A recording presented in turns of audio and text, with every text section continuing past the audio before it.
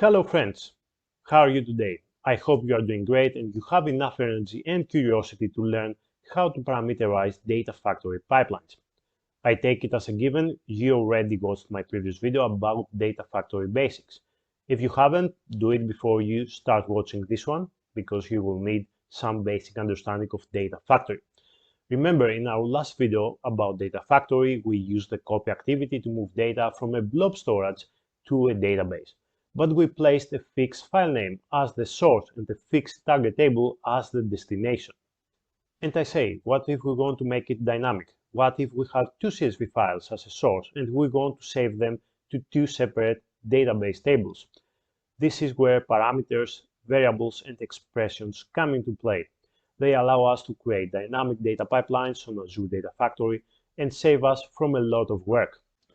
According to the documentation, parameterization and dynamic expressions are additions to Data Factory because they can save a tremendous amount of time and allow us for a much more flexible ETL or ELT solution, which subsequently reduce the cost of solution maintenance and speed up the implementation of new features into existing pipelines.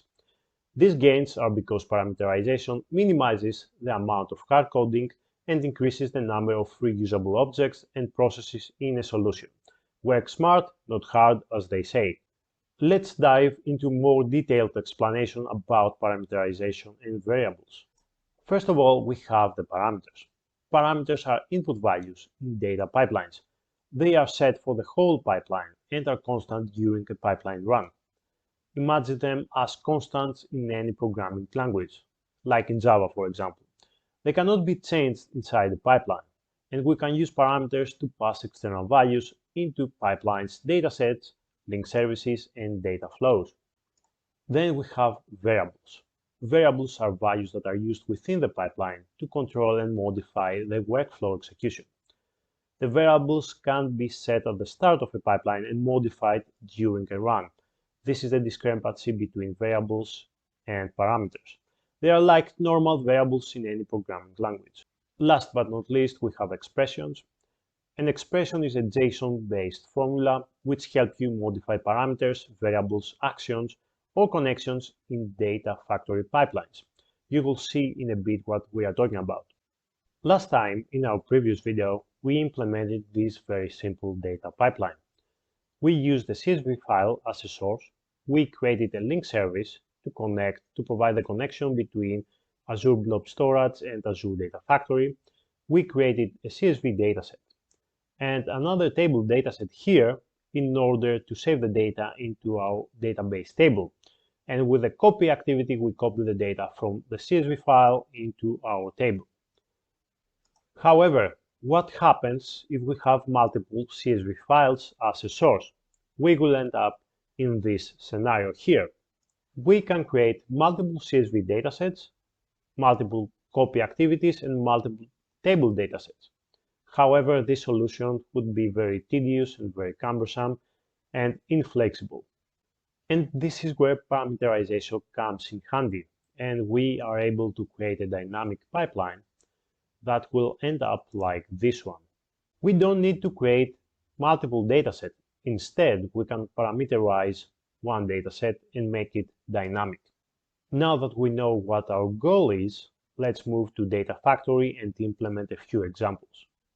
I have already opened three Azure resources. One is the storage account, where we have two containers, the input container and the output container. The input container has two CSV files. If you click on this file here and click on the edit button, you will see the data, which is country, city, state, postal code. We have location data here, and also we have a CSV file containing vehicle data. You click again the edit button and you will see the data. We have the VIN, model year, make, and model. Then we have an output container where we are going to export our data from the database in an example later on. So we have a storage account with an input container and output container. Then we have a database. Remember, in the previous video, we created a database. I'm going to create two new tables, one for the vehicle data, Perfect, and one for the location data. Click on the refresh button here, then expand the tables and you will see the newly created tables for location and vehicle. If you click on the three buttons and select the top 1000 rows, it's not going to return anything, but it gives you the query. Lastly, we have the Data Factory. Here is our Data Factory environment. If you click on Author, usually it goes when you launch the Data Factory Studio. This is the default screen you see. That's the home page. Click on Author here on the pencil and then expand pipelines. I don't have anything. Before we start building our data pipeline, we have to create two datasets, one for the CSV files and one for the database table. Click on the three dots on the dataset, create new dataset, and let's use Azure Blob Storage for our CSV files. This is where our CSV files are located. Click on Continue, click on the CSV type, and call it CSV dataset. Select link service. I have already created a link service, but for the sake of this video, I will create a new one. Call it Blob Storage linked service. And we use the account key. Let's select our subscription, the storage account name. This is by default our storage account name. We can test the connection here. Perfect, it's working. So click on Create, and this is going to create a connection between Data Factory and Azure Blob Storage. File path, let's leave it empty for now and click OK. And this is our new dataset for the CSV file. Click on Browse, you will see our container. So if we go under Input Container and click on the location.csv file and click Preview Data, this is going to show us the data in our CSV file. Perfect, it's working fine. Remember, but now we want to parameterize this dataset. We close this tab here, we delete the CSV file and the container, and we use parameters. If we click on New, let's create a container parameter. Remember to specify the container. Default value is empty, and a file name parameter. Then we click on Connection, and here we click on Add Dynamic Content. And this is going to give us to display the dynamic parameters we just created. Right here, we are going to use container. As you can see, there is at dataset.container. This is on the dataset. This parameter is on the dataset level. That's why you see the dataset here. Click OK, and then under file name, click Add Dynamic Content again, and the file name. Click OK, and we are good to go with this dataset. Then we need to create, first of all, actually, let's publish that. Let's publish this dataset to save the changes. And now it's time to create a dataset for our SQL database. You can find the Azure database scrolling down. Here it is, Azure SQL Database, or you can type on the search bar, Azure SQL Database. Click on that icon, click Continue. Let's call it Database Table. And we are going to create a new link service called SQL Database Linked Service. Linked Service, if I can type right, eventually. This is going to create a connection between Data Factory and our database. Connect via integration runtime, auto resolve integration runtime by default. Click on Azure subscription, select your subscription, then your server name, Data Factory demo, the database name, Data Factory Apple, that's for me, and use SQL authentication. Remember in our previous video when I created the database, I used SQL authentication in order to access our database, but the right thing to do is use a service principal or a managed identity, but it's easier when you use SQL authentication for the demo. Click on name here, admin 123, and password. Let me provide a password here. Click on test connection. Yep, connection was successful. Click on create, and we have the link service. And now we are going to select the table in our database. We are going to leave that as empty because we want to parameterize this dataset, but click OK, and here is our new dataset.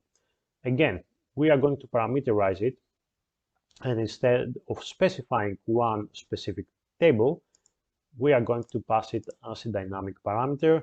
Let's call it table name, and here under connection, click on edit, click on add dynamic content, and table name here.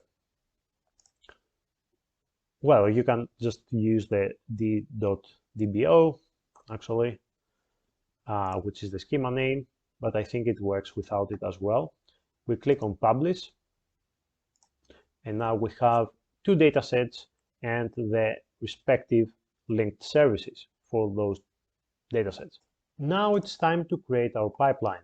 Click on the three dots here next to pipelines, create new pipeline, and under move and transform, click on the copy data. We move that here, we drag it here, and let's call it copy CSV.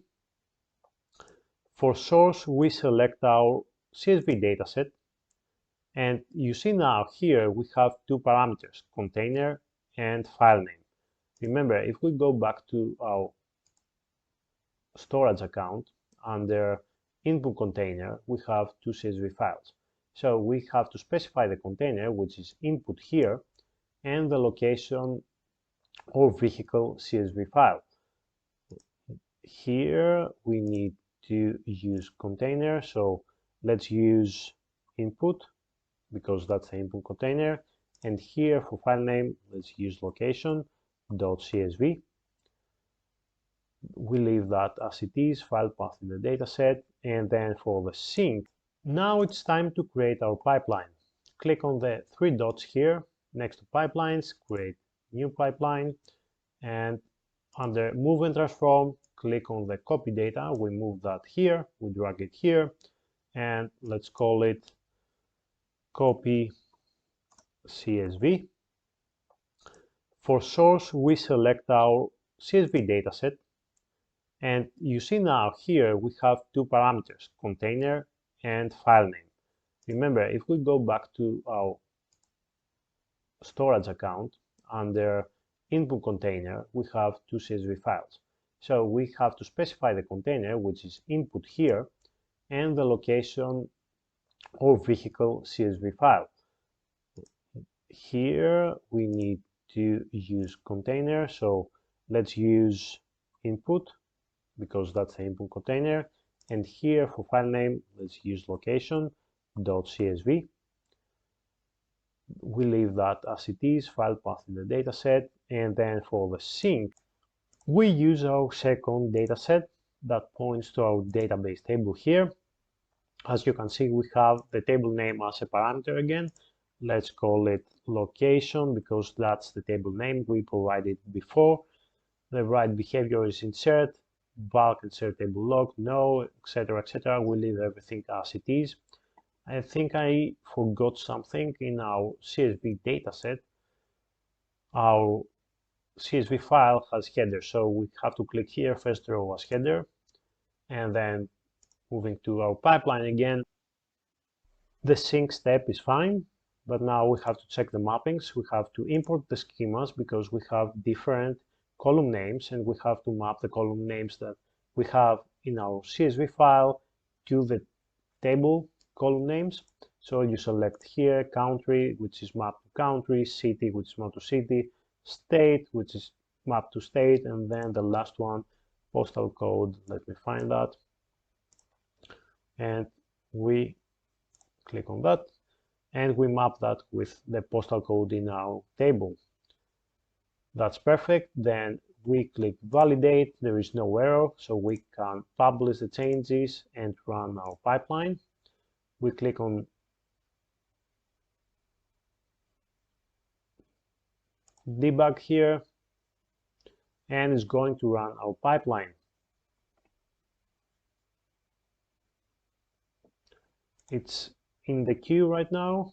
As you can see, it's in progress. Okay, it is running, and it finished successfully. Now if we go into our table and click on select, it's going to give us the results from the CSV, 7 records. Perfect, this is what we want. Now we want to parameterize the source again, and instead of location CSV, we pass the vehicle CSV. And here for sync, we supply vehicle as the table name, and click on publish all again. Actually, let me check the mappings because it's important. We check the mappings here. See, again, we mapped VIN number, that's fine, but here we have different column name in the CSV file and in our table. So we map all the columns here. We click on validate, there are no errors. We click on publish all, publish here, and then we run debug, and it's going to run our pipeline for our second CSV files. It's in the queue. So here this is a way to parameterize a pipeline. You don't have to create multiple datasets. One dataset is enough. As you can see here, our pipeline succeeded. So if we go back to our database and select from the vehicle table here, vehicle, you will see our results. This is fine, right? That's perfect. This is how you parameterize a pipeline. In this example, we used parameters on a dataset level. So here under dataset, you will see the parameters, but we can also use parameters on a pipeline level. So if you click on the space here and actually go under parameters, you click here and you provide, let's say, input container, if I can spell right, and let's say the value would be, let's leave it as default, and then we also need to specify our CSV file name. So file name, and now under here next to container, you click on dynamic content, and we pass the pipeline parameter that we created. That's why it has add pipeline, and it's not a dataset parameter, it's a parameter on the pipeline level. Click on OK, and here file name, add dynamic content, and click the file name, which is the file name, the parameter that we specified on the pipeline level. Click on OK, and we can do the same thing now for the table name here.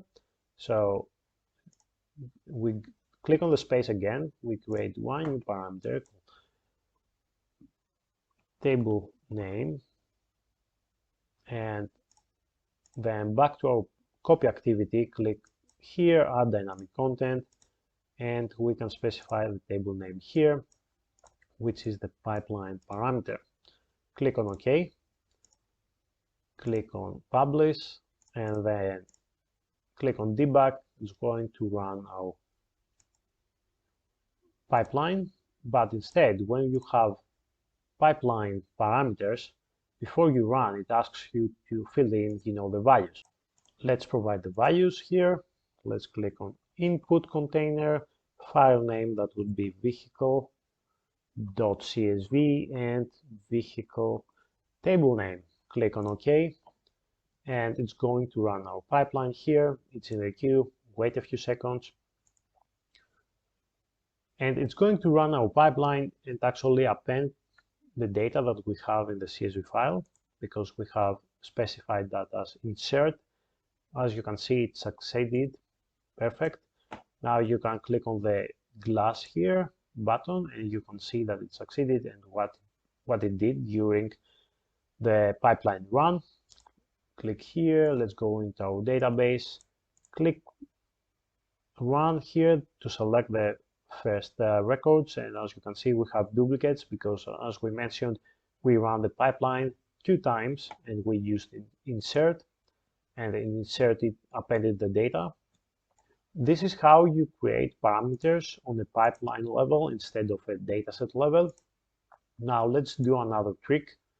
Let's create another copy activity here, and we are going to back up the data before we insert into the database, and we are going to place the data that we exported from the database into our output container. This time, instead of using parameters, we are going to use variables just for to see how it works, but it's exactly the same thing. The difference we mentioned the difference between variables and parameters is that you can set the variables and change them during a pipeline run. But here, let's define that backup name, backup action, and then for source, here we select the database table source instead of the CSV because we want to export from the database. And we are going to actually here, as a parameter, we can place the value here, but we are going to create a variable, we said. And for sync, we need our CSV dataset, and we have 2 parameters to pass, container and file name here, which is actually, this is just fine. It's time to define our variables. So click on the space here, click new, create new variable, table output, table name, leave default value as empty, and then we need actually to create 2 more variables. One that would be to specify the container name, output container, right, and here another one that would be the file name, output file name. Under general, you will see the set variable icon, so drag and drop this icon here, and let's call this the output table name. Settings, click on variable type, pipeline variable, click on output table name, and here is where we define the value. We want to get data from vehicle, and then we have to set another parameter for our output container, and that would be another set variable here. Click on the green button here, which says on success, and then connect the first variable with this one. Let's set a name that would be output container. Under settings, you use pipeline variable again. We choose output container, and that would be output. And one last variable that we have to define is the file name. So let's drag and drop another variable here, connect it with the previous one. So on success, connect the previous one with this variable, that's output pipeline name, file name, actually wrong, output file name. Under settings, we click on output file name, and then let's define the name using concat. We can use an expression here. Let's say we can use functions, string functions, concat, and use, let's say, file name that would be vehicle dash, then use date functions, click on UTC now. Sorry, that would, no, we don't want that here. We have to place a comma, then out UTC now, then comma again, and .csv. And this will create a vehicle and we would have to append the current date, so we know when we export the data. .csv, we click on OK, and we connect on success. We connect that with the copy activity, and here on the copy activity under source, we have to use click on the add dynamic variable and use the variables here. When you click on the variables, it lists all the variables that we created on the pipeline level, and we have to use it. That's the table name, output table name. As you can see, it says add variables. This is why that specifies, that this is a variable here. Click on OK. Then we move to sync. Under container, we use add dynamic content variables, and that would be output container. The same for the file name. The file name here, variables output file name. We click on here. Actually, we have to connect this copy activity with another one on success. Let's the first step is to define our variables and our parameters. With this copy activity, we are going to export the data that we have on our table into our output container in our storage account, and then we are going again to get from the input container and append the data again to our table. That's how you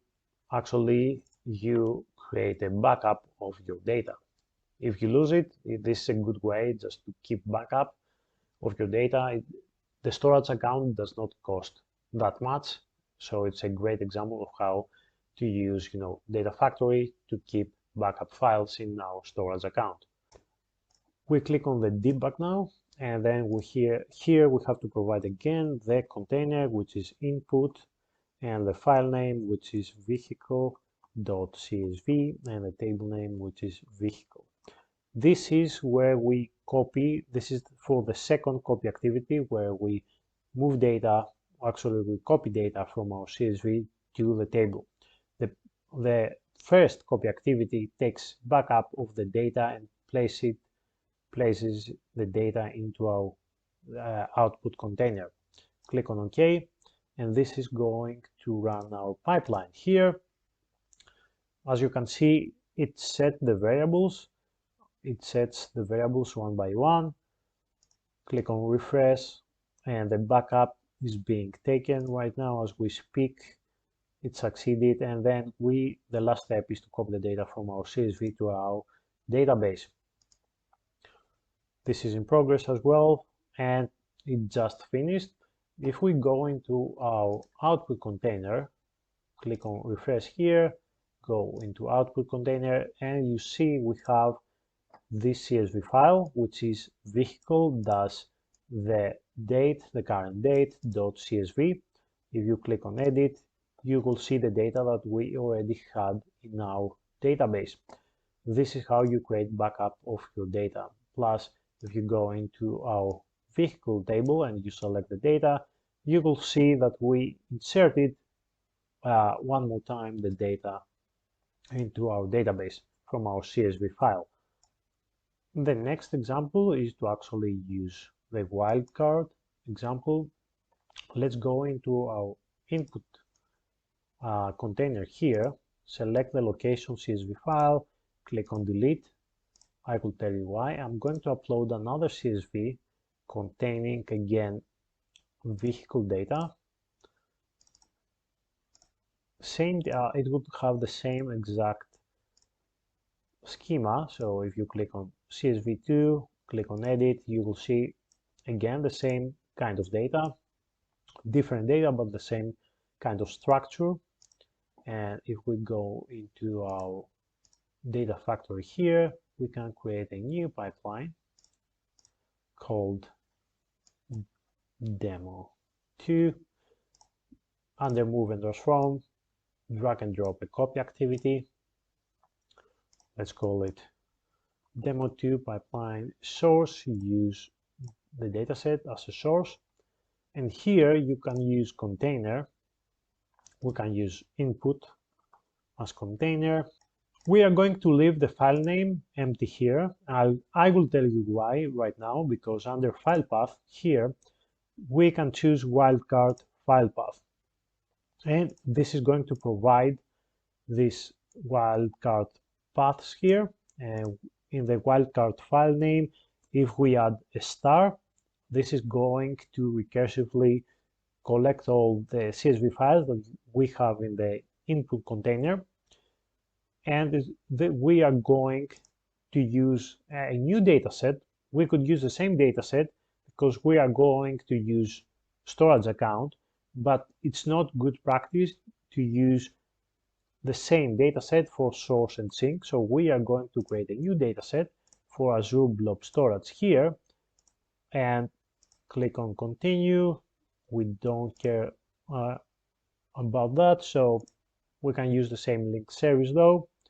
Click on OK. Sync dataset would be this one with copy behavior. That would be merge files, because we are going to recursively get the data from all the CSV files. And be careful here, because the CSV files need to have the same data structure, and the same data structure and the same columns. Otherwise, it's going to give an error. It makes sense, right? And if we click on open the data set here under container, we can use a parameter. Let's call it output container, and another one for output for merged file name. Under connection again, click dynamic content, use output container, and here use merge file name. Click on OK, and we need first row as header. Perfect.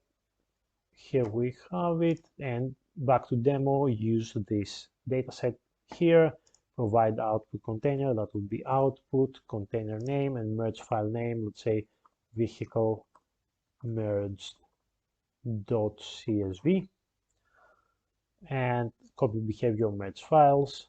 Perfect, we are set. There is one more change we need to do.